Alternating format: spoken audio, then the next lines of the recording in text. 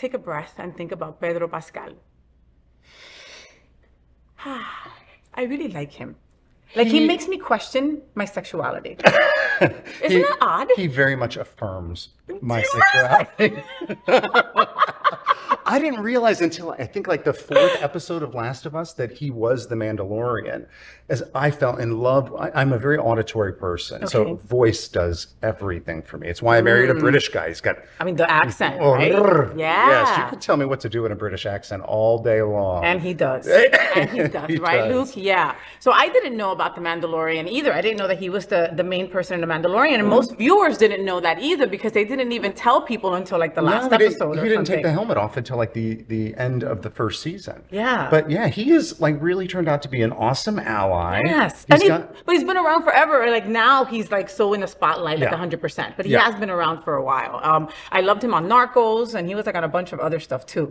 I'm Colombian, so I like to watch drug stuff. But it's always, with actors, it's like they look like this overnight success. But when you look at their IMDb, they've been working on it for decades, and it's their craft. Yeah. But he really stands up for us. And we love that. And well, and like Mark said, he does stand up for us. In The Mandalorian, he made it like his goal was like, okay, we need to have more LGBTQ plus representation. And then they started making more characters to do that.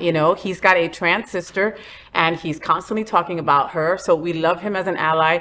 We pray at night that maybe he comes over to the other side, because when there's one gay sibling, there's usually another. So if he does, my name is going to be Mark Pedro Pascal. Mark Pedro Pascal. I'll deal with that hyphen, bitches. Hello, thruple. Hello, thruple. Hello, Luke. Get ready. Learn Spanish, papi. Anyway, so Pedro Pascal's gay Western is ready to rival Brokeback Mountain. Take that in, okay? Pascal is ready to ride into his next role after The Last of Us as the gunslinging Silva in a new queer Western romance, Strange Way of Life. The 30-minute short film, which is reportedly set to open at the 76 Cannes Film Festival in May, stars Pascal alongside Dead Poets Society actor Ethan Hawke, who will play a sheriff named Jake. Ooh, I'm loving it already. Yes. Considering the internet's seemingly undying fascination with Pedro Pascal, Strange Way of Life will almost certainly end up on must-watch lists. So given his status in the industry, it's hardly a surprise that you can call upon big names such as Ethan Hawke and Pedro Pascal, which may lead many to expect a large-scale Western with a huge Hollywood budget. However, it's worth remembering that despite Hawke and Pascal recently appearing in blockbuster Disney projects, the pair still have a reputation for appearing in much smaller, weirder art house movies, which I think is probably more the case here. But as far as the plot goes, we don't have a lot to go on, but the movie follows Silva, a retired gunslinger who rides out across the desert to visit his friend, Sheriff Jake, who he hasn't seen in over 2 decades. And although their reunion is a positive one at first, the next day, Silva tells his friend something that changes everything, completely altering the context of his visit. Obviously, at this stage, it's hard to tell what the twist might be, but given that the film is being touted as a Western romance, it's likely that the pair might share a deeper relationship that could well prove problematic for them given the time period it's set in.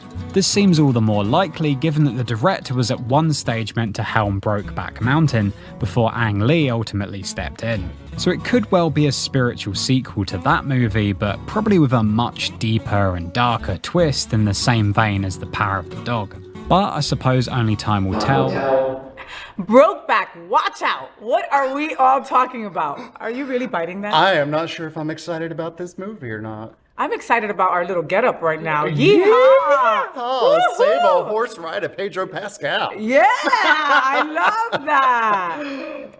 And if this is like a real like gay romance that he's in, I think that's just a whole nother level I didn't of his expect work this. as Did an you? actor. I didn't expect this from him. But I love it. I'm all about it. Like, give me more, give me more. I think he's like half activist, half actor, which is, to me, the responsible thing to do with your fame. Like, if you're going to be out there, if people are going to be talking about you, let them be talking about you for something that adds value to society. And you have the platform to do it. And you have the platform to do it, you know? And we get mad so often about like the queer baiting and about straight folks playing gay roles.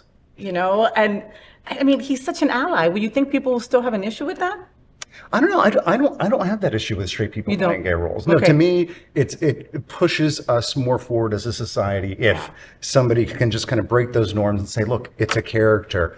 I'm an actor. I'm not playing, something that's so out of this world. It's just somebody with a different sexuality. Yeah. I think it's even more impressive when it's a straight character playing, or when it's a straight actor playing a gay character. I see your point, Mark.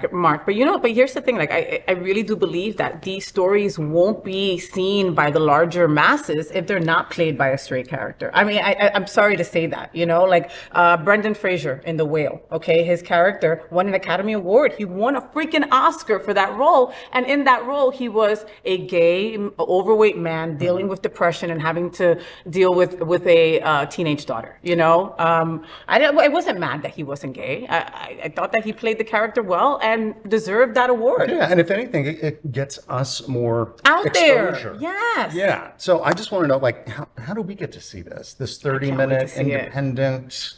So yeah, we are keeping our eye out for this one. For sure. And look at how cute Miss Faye is, her little cowboy hat. Yeah, I'm loving this. Giving you some country western lesbian diva. Right? Like if I saw a woman walking towards me, what do I say? Hello, madam. Like that? Like, do I say that? Like, good day, madam. No, it'd be howdy, ma'am. Howdy, ma'am. Howdy, ma'am. Can I milk your cow? Don't say that. Oh, wow. No. Why? Can I try to milk you? That is so pervy. Is it pervy? Can I milk your cow? Did you think that was pervy? I guess it's pervy if she's... That's okay. We are going to work on your country western lesbian flirtation skills. Howdy, lesbian. Get you out to a little line dance. Howdy, lesbian. See any U-Hauls around here? There you go. Right? Yes, now you hit it. Howdy, lesbian. Is there a Home Depot next door that you and me can go by and go buy some plywood? Hey, does that hitch fit on my U-Haul? Yeah. Or does your U-Haul fit? You know what I'm trying to say. You know what I'm talking about. Yeah. I think I'm going to keep this on for a little bit. Okay. All right. So, did you enjoy the show? I know you did. So make sure to click subscribe so you won't miss any of the events, news, or interviews right here on the FayWhat show. Ring the bell at the bottom of the screen, right there, so you'll be alerted every time we're live. You can also click on the Happening Out Television Network logo so you can see all of the shows on the most diverse LGBTQ+ media network. Find out just what we're doing to bring the L and the G together right here on the FayWhat show. Get the week started with me.